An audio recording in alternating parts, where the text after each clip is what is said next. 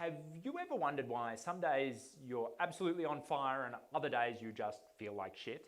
In case you haven't noticed, existence on planet Earth is cyclical.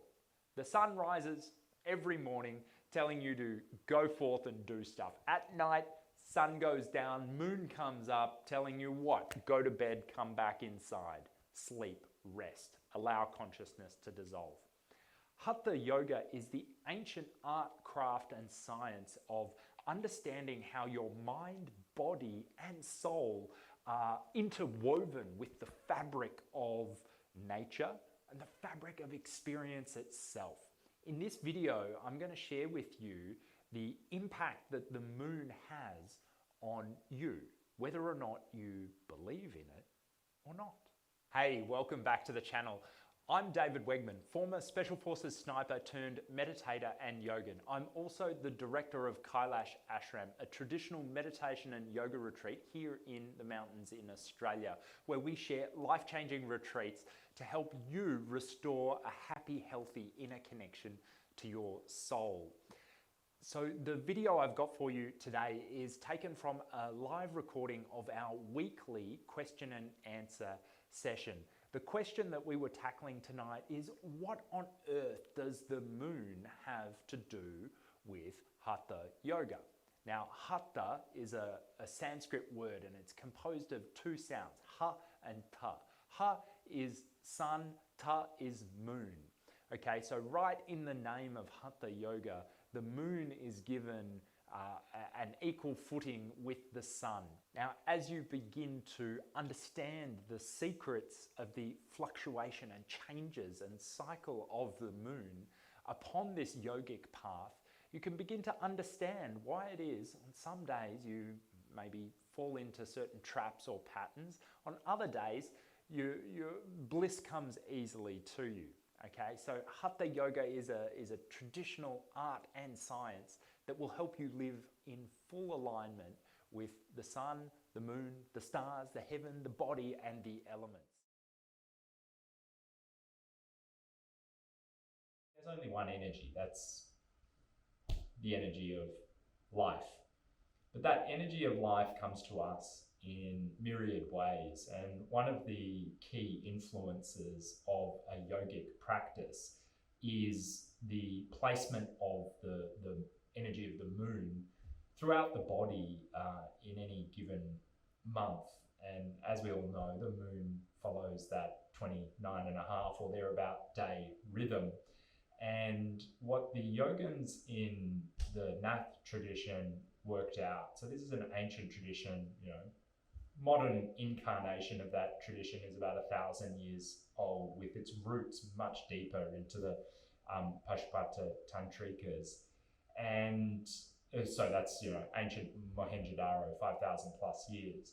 So you can imagine in a remote mountainous setting being free from distraction, free from this digital world, very connected to the inner realm of the subtle forces of nature. Now, this is where the yogic wisdom first emerged, not in a laboratory or not in a university or anything like that. It was the school of hard knocks, a individual going and doing deep, severe spiritual penance in remote regions.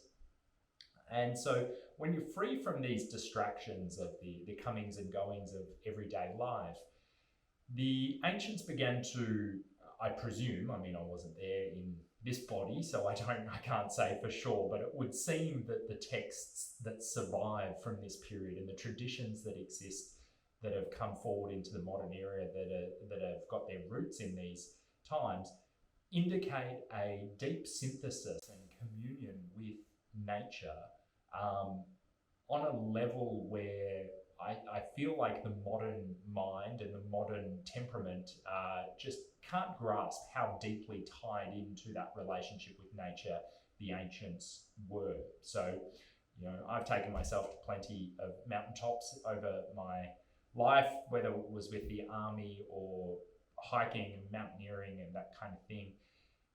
When you go to those remote, isolated places, the first thing you notice is that it's quite inhospitable, typically, compared to the comfort of a climate-controlled environment.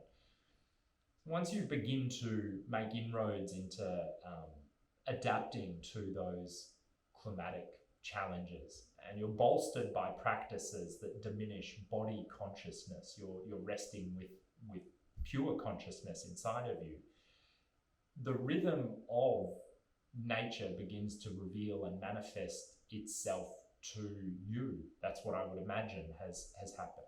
Now, in a small way, even just being out here in the ashram as opposed to living in Melbourne, which is where I was born and raised, being out here for an extended number of years now, the synthesis and connection with nature just continues to grow and get stronger. Now, it may pale into insignificance compared to the accomplished masters of yesteryear. But in a small way, I notice myself falling into alignment. Now, the first rhythm that many of us fall into alignment when we embark upon this meditative and yogic path is the solar rhythm. And that solar rhythm is a big beating drum. I mean, the sun goes down, it sends us to bed. Sun comes up, tells us that we're ready for the activity of the day. And most people have an intuitive feel, like if you've ever done shift work or you've worked or you've stayed up all night partying or anything like that, once you kind of budge yourself from a circadian rhythm of that 24-hour cycle of the sun, your psychological welfare and physical well-being head south very quickly. Shift work is often reported to have about a 10-year reduction in life expectancy. And that's just by virtue of the associated physiological, psychological, environmental challenges of pushing oneself to stay up through the night. So with the yoga practice, you're getting up early, ideally 96 minutes before sunrise, and you're doing your thing, greeting the sun for the day and closing off the day at sunrise, acknowledging the change of rhythm for the introspective evening. And that's the first rhythm that kind of can come into alignment. The next rhythm is the moon. And the moon governs the inner realm. It's the reflective quality, right? The sun, what's going on in the sun is fusion. So, hydrogen is becoming helium and a huge amount of energy is being released. It's like freaking mind-bogglingly hot. Like, it's not just hot, it's on a subatomic level, a very unique place inside of the cosmos. And those well, not so unique, there's plenty billion stars, but it's a powerful place inside of the cosmos. And so we're getting showered, or the sun's nature is to just shower continually, pushing out, right? And so it blasts, it radiates us, and it illuminates us. It gives us all of the life on Earth, it gives us warmth, it holds us in orbit. As people who are familiar with Rajni and I and the ashram, like, the sun is sacred. That's why we chant to it in the Gayatri mantra. The moon, though, what happens when we actually look at what the moon does as opposed to what the sun does? Like, what's the mechanism of moonliness? Like, what happened, right? Like another planet or a larger body collided into the Earth, and then fragments of that then over billions of years congealed into the sphere of the moon. And it doesn't have any inherent warmth. It doesn't have the capacity to generate its own light. But what it does do is to reflect some of the light that is broadcast from the sun. And that reflection is referred to as a pure light. The light from the moon is actually more pure than the sun. The sun is just irradiating everything. It's got all of the colors of the rainbow, right? Like, you look at the sun that comes, or the light that comes from the sun, when it does refract through water in the Earth's atmosphere, we get the rainbow. Like the colors of life on Earth are as a consequence of that rich spectrum, the broad spectrum of light.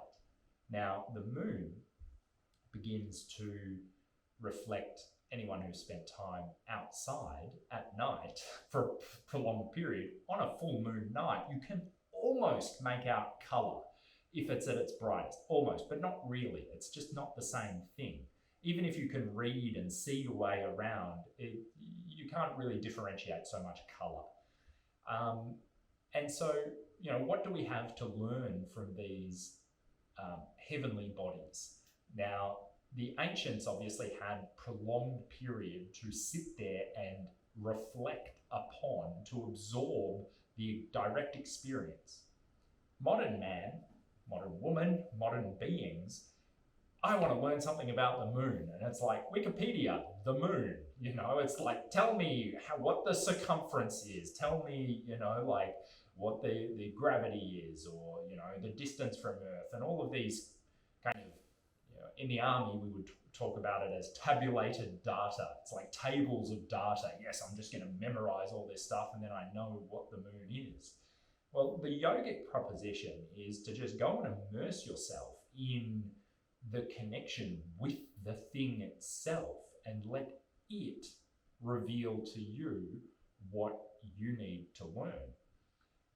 It's a strange thing to consent to be taught by the moon itself, rather than the intellect or the observations of others. But that's what differentiates yoga from science, pure science, or from astronomy or any other modality. This is the art and the science of experience. Now, the experience within the Hatha yoga tradition, now these are masters of direct relationship with these primal forces, the elements of nature. That's these practices, these yogic practices bring you into communion in the body and also into not seeing any difference between the elements of the body and also the elements of nature. And so the moon that the yogis see is not the moon out there, but it is an internal moon. It is an internal part of one's being that shows, whatever it masks. When we study that moon as being a reflector of the pure light of the sun, what the Nat yogins began to work out was that moon and its waxing and waning over the monthly cycle would give different energetic dispositions through the body and in the mind over the course of the month. Now, how do we know this kind of thing to be true, or is this just some wacky speculative play? Well, let's look at our own direct experience for a moment. Every day we wake up and every day the sun rises and it kind of does a similar thing. We get the seasonal variation, right? With the 4 seasons or 6 seasons out here, whatever number of seasons. But the daily rhythm ostensibly is the same, but no 2 days themselves are the same, and you and I are never the same twice, as they say. A river is never the same twice. There is something always changing. And so whilst the sun represents that fixed aspect of self, the moon begins to guide our way and illuminate the inner realm over that monthly cycle. Now, the women-bodied folk and souls out there are most definitely more acutely aware of just how powerful that lunar rhythm is. It's correlated with the menstrual cycle. So, that is a embodied manifestation of the moon's rhythm inside of the woman. Whether or not the intellect acknowledges that or understands it or knows it, a woman in China and a woman in Cambodia and a woman in Azerbaijan and a woman in France and a woman in outback Australia will all have that innate capacity to menstruate. And so it's beyond culture, it's beyond race, it's beyond creed. It's actually tied into the essence of our humanity. And what I've been imparted over the last couple of years is the knowledge and the science of understanding where that moon energy is predominating on any given day of the month. Now, this is really useful knowledge. This is kind of like, if you imagine a surfer who was getting the forecast, it's like they know, they're checking the wind conditions, and it's, oh, we've had 3 days of offshore wind, like I'm getting down to the beach, like, because I know that that's going to pick up the swell and eventually there'll be big waves or whatever. I'm not actually a surfer, so I kind of have a little bit of knowledge there, but it's not my area of expertise. As a yogin, as somebody walking on this path of yoga, once the knowledge of the moon comes alive inside of you, you get to see the tendencies of the energy of the moon presiding and ruling over your life in very, very, very subtle ways.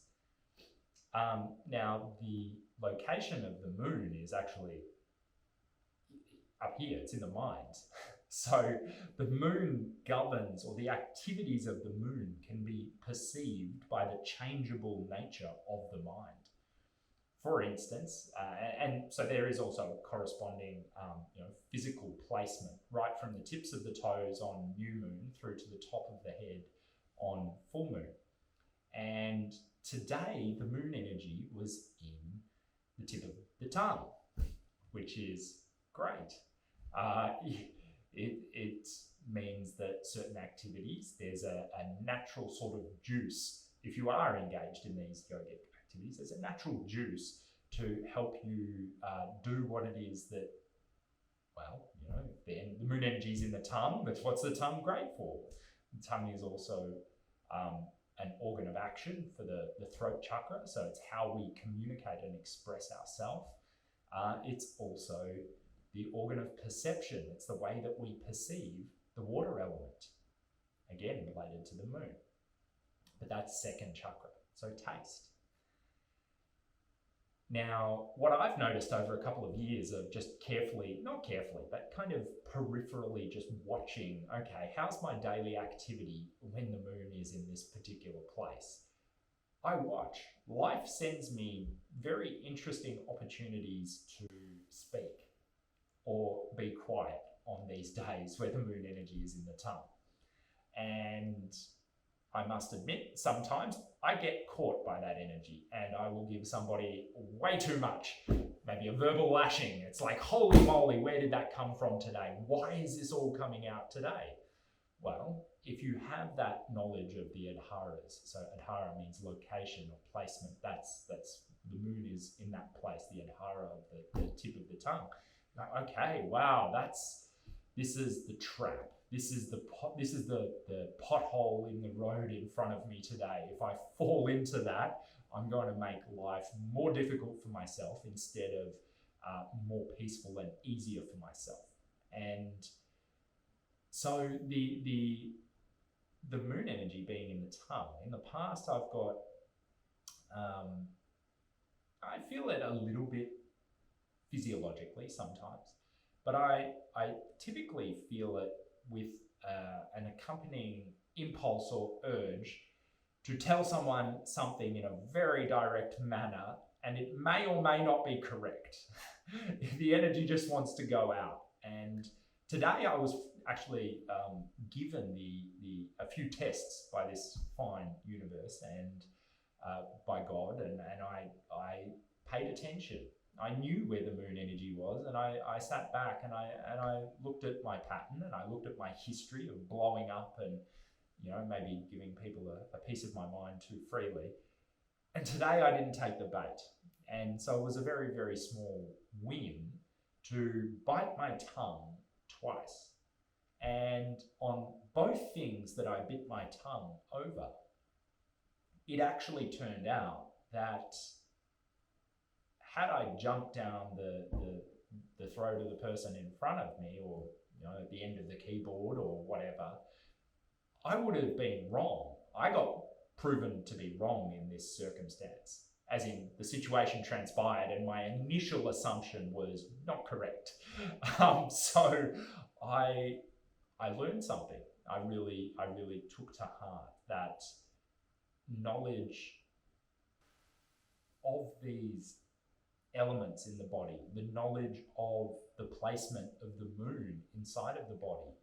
This isn't just esoteric party wisdom for the sake of knowing stuff for the sake of knowing it. It's there to help individuals who are motivated by living a life of peace to glide with a bit more effort and not to create karma for themselves. So, one of the situations, I thought someone had deliberately disobeyed something that I was very, very clear about, and this was a teenager, so I thought I had some parental duties to lay out the strict boundaries around you won't do this. And I thought, okay, no fingers, don't send that message. I know that I'm going to get suckered into a fight here. And I gave a little bit of space. Now, what I chose to do, even the word, I gave it space. So as I alluded to, the tongue is the organ of action. That's how we act out the element of space. As I've shared on those that have been out here on the soul retreat, this is how we bring people closer. It's like, come closer to me, okay, yes, and then we're allowed to do this. And then it's like, no, go away from me. What's the corresponding receptive part of us that isn't the tongue, but's related to the space element? It's the ears. And so if the energy was here and it was tending to go out, well, how do you balance that energy? Like, what do you do to kind of bring it back into harmony? You listen. You give space. You create space. And when you create that space, something else emerges and the energy dissipates. And this is what I've understood by I don't know what absolute enlightenment is. I can't comment on Buddha nature. All I can comment on is my own experience, which is I've said a lot of dumb shit in my life, and I've given people a spray, and I've instantly regretted saying that thing. And today I didn't, twice. And I was like, wow, this is more enlightened than I used to be. I'm trending in the right direction. This is a little win, and I am very, very, very thankful for that knowledge. This is why, at the start of even a session like this, Rajni and I make the decision to acknowledge the place from where these practices come, because I didn't invent that knowledge. That was given to me. It was a gift. And so I took that gift of knowledge, but I nurtured the seed and I let it grow into something. And over time, as I've let the knowledge of relating to the moon grow into something, it's blossoming into a tree that is bearing the fruit of equanimity. It doesn't happen overnight. Like, I was looking back through some of my journals, crazy madman scrawling journals, like they're not like, Dear Diary kind of thing. They're a little bit more chaotic than that.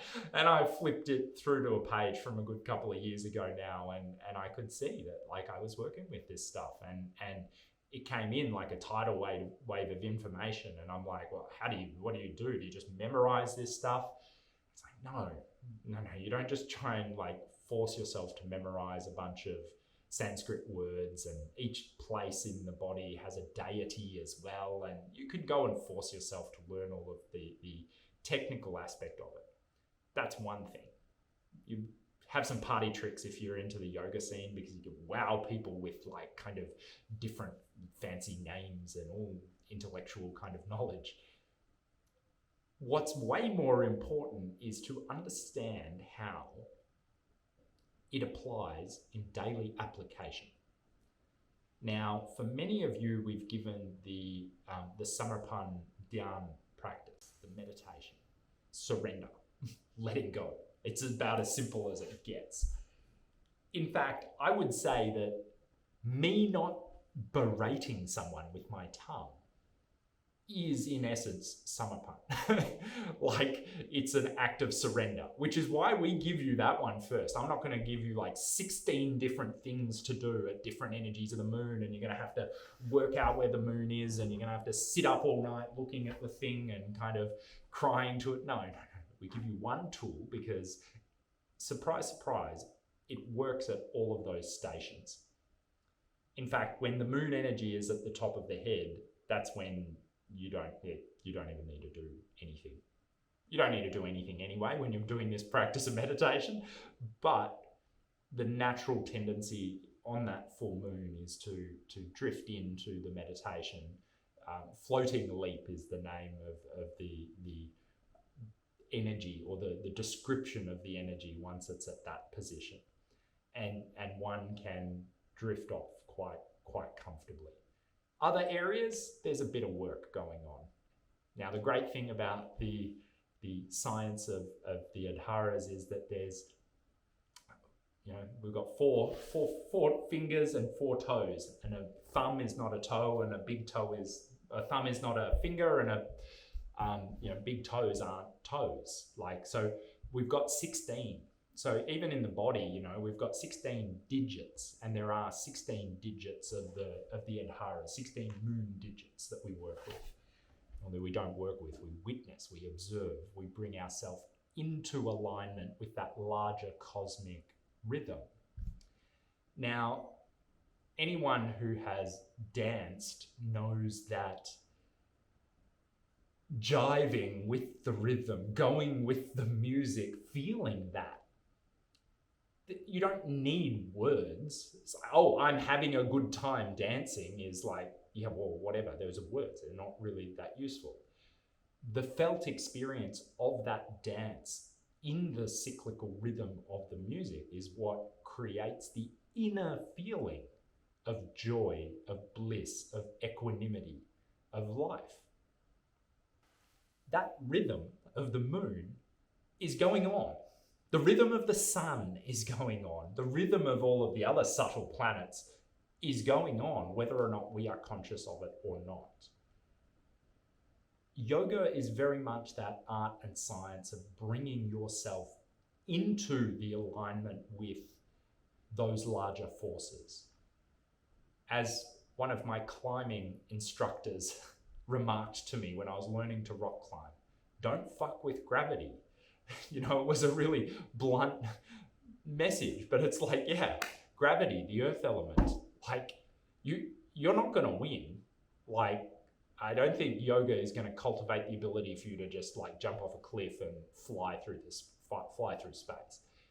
For me, on this path, it very much is about coming into alignment with things as they are. And we're really excited. I think we're going to test our Elements of Yoga course with the guinea pigs on our next soul retreat. So that's a 7-week program that we've just put together. We're still developing it, and we will be kind of working on it whilst we'll be working on it 1 week ahead of the people who will be studying with us. But that is going to be a great opportunity for those people who want to take that first step of coming into alignment with themselves and with nature in a very conscious and accessible way. We're not there to bamboozle people with too much Sanskrit and things that are overwhelming. It's going to be a very accessible way to cultivate the first few steps towards the subtle realms. Now, if you haven't really learned to stand and you haven't learned to sit going into the realm of working with the Adharas, it's like going from dissecting a mouse in your high school science class to neurosurgery. There's a few steps in between, because what is cultivated along that path is increasing control, sensitivity, and awareness, so that when you do get into the position of having that knowledge live inside of you, you're receptive to it, that you can feel it. Otherwise, it just becomes a mental activity.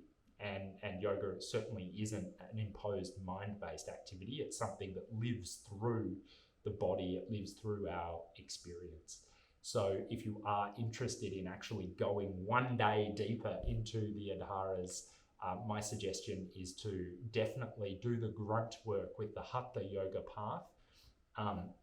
I've studied for 15 years under Sundarnath, or in the Shadow Yoga school, and that's the school that has brought me that knowledge, and I couldn't recommend it highly and more highly. Like it's been a beautiful gift to receive that practice and to be guided by a living master who one of his great contributions is the resurfacing of this knowledge. So he makes available teachings on the Adharas, but I would suggest definitely getting it probably at least a year or two of good consistent Hatha Yoga practice under your belt.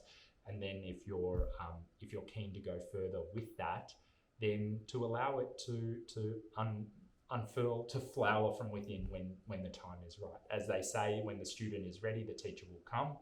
And if there's that inner appetite and the inner receptivity, then when it's your destiny, that knowledge will begin to come alive inside of you. Hopefully, maybe in some years' time, we will be sharing that with our students out here. So thank you very much for your attention this evening. It's a joy to see you all again.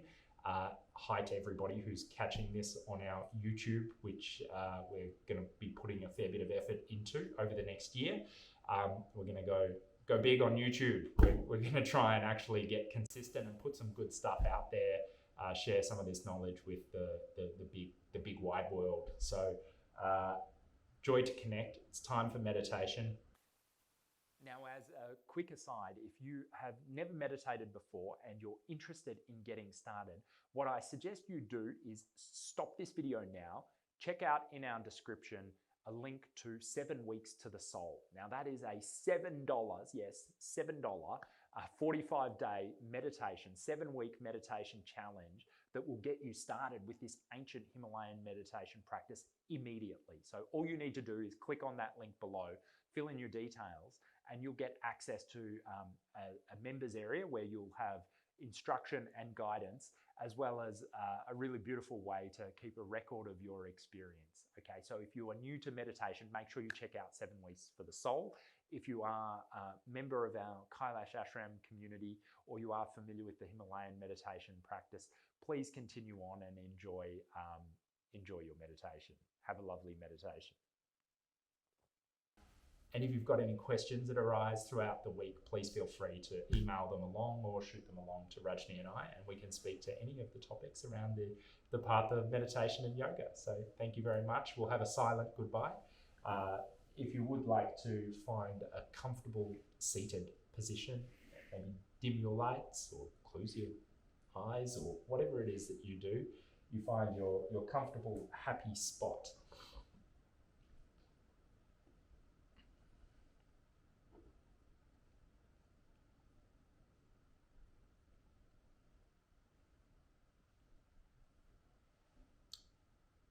And gently closing the eyes.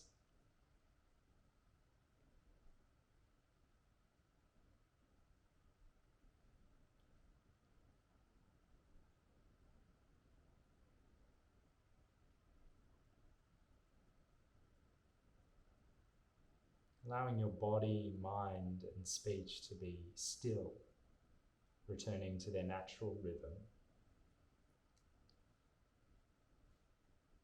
Taking the awareness to the top of the head and bringing the right hand, placing it on the top of the head and gently pressing in 3 clockwise circles.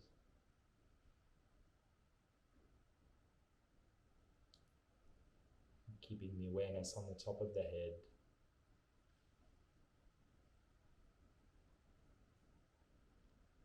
So you gently take the right hand back to the knee.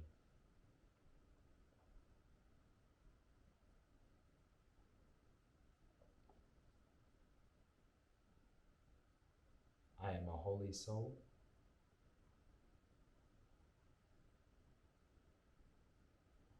I am a pure soul.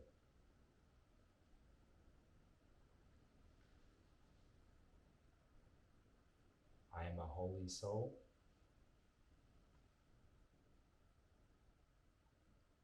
I am a pure soul.